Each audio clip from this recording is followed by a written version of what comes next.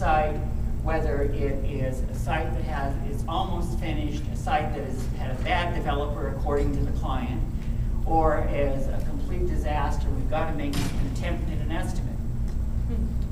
And so as we grow from a smaller shop to a larger shop, this is the small shop view, and here's the way it works. And so we say, if we go proportionately larger, is that just going to be a straight linear proportion, or do we have to have additional staff?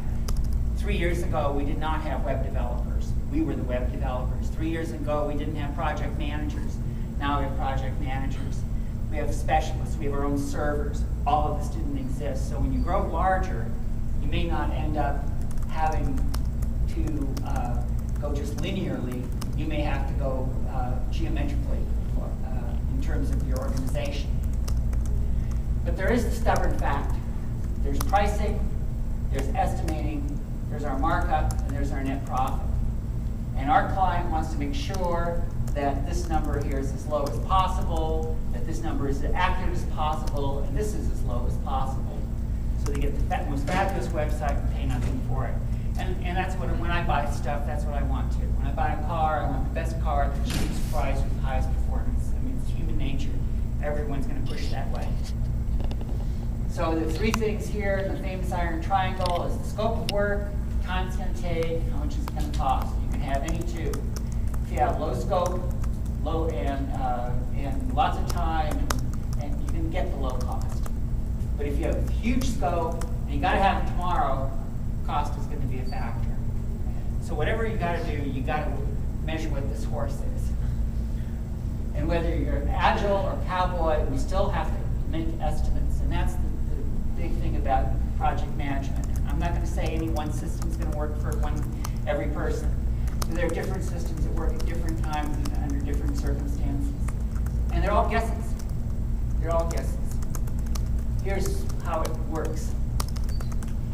Here is the size of the project, from small to large.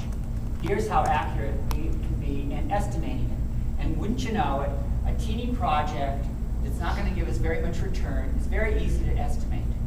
But then we get to the large project, those ones that are really going to be exciting and big, well, and big in the bottom line and big in terms of having a lot of fun doing them. The accuracy that our client demands starts going up, and our ability to deliver that accuracy starts going down. Looking at it another way, we start off here with the requirements. Well, it could be here, it could be here. Who knows where it's going to be? Well, then we do some analysis. Well, we begin to narrow it down. And this is a proportionate thing. The number might be higher or lower in a relative sense, but this is the absolute percentage. And we start to design, we start to code, we start to test.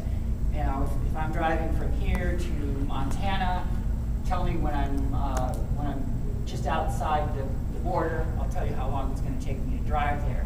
But out here when I'm still in Denver, harder to tell. Clients often ask us about fixed bids.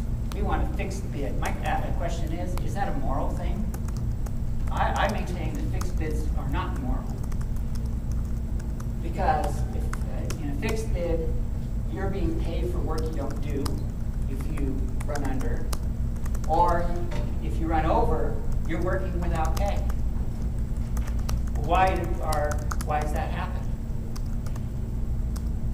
Fixed bids, are they real? Can you really give a fixed bid? Is it possible to even do such a thing? It's possible to have a unicorn. Fixed bid means fixed scope. If I'm going to do a fixed bid, I'm going to have fixed scope. No way around it, because it will work outside the iron triangle. And yet, if we're looking at estimating time to estimate, at one point, we can spend a lot of time estimating, get no closer, and take an awful lot of effort. At one point, you have to cut big. The trouble with that is that fixed bids and initial estimates tend to become enshrined.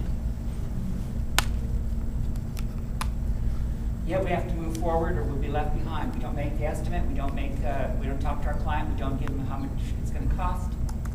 We're going to find out we'll be left behind, so it's time to draw a line in the sand. We got to see what we can do to get there. Now there's the waterfall method. And this tends to be a good method. You estimate everything that you're going to do up front, and then say, over a period of time, here's what we're going to do, and at the end of that time, you come up with the hours and dollars to do that. And it's like building a battleship. You're going to have all of the blueprints there, and you're not going to turn it into an aircraft carrier because it's a battleship. And that's what the waterfall gives us. Then there's the Agile form. Agile says we work in spurts, we work in increments. And in each increment, Vision uses 2 weeks. We get back to the client. Are we on track? Is this what you were looking for? Are your big rocks being taken care of or not?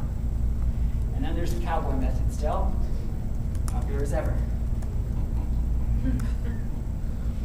So, we're going to get to the meat of the presentation now and ask some of the questions. We're going to start tracking time and money and how far you've gone. And this is very similar to how we track it at Ping Vision. We start here, say, this is not a Ping Vision slide, by the way, but it's very similar. Day one, we haven't done any work for the client yet. We know what the work is that we're going to do, and that's set. So great, we're ready to go. At some time in the future, we've done some work, and we've come down the curve. We've done our burn rate. This is the velocity. We've come from here to here. There's less to do, and I guess we've already done this. We do some more, come down some more, and here we do some more, but this suddenly went up. They said they wanted it in red. Well, no. We had chosen the wrong color red. They wanted a different red. And not only that, they wanted it plaid. Well, that's going to add some more time here.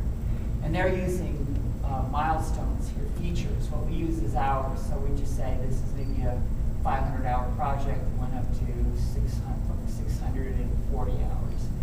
So now, yes, we've burned the project down, but now we have more to do. And we keep going at this velocity. Notice this velocity isn't changing. We didn't say, oh, well, now there's more to do. Why doesn't this uptick? Well, there's a law or I guess it's the mythical man month, there's a law in project management which says that if I suddenly, instead of having 3 people, put 6 people on there, I'm not going to double this output. I'm going to spend, in fact, a lot of time talking to those other 3 people to get them caught up. The line's going to go down. It's going to take a while until I can pick up the velocity. And we were talking about this in the BOF yesterday, and Alex brought this up. He says, what do you do when you have 2 or 3 different projects and we might have different velocities happening? Oops, too fast.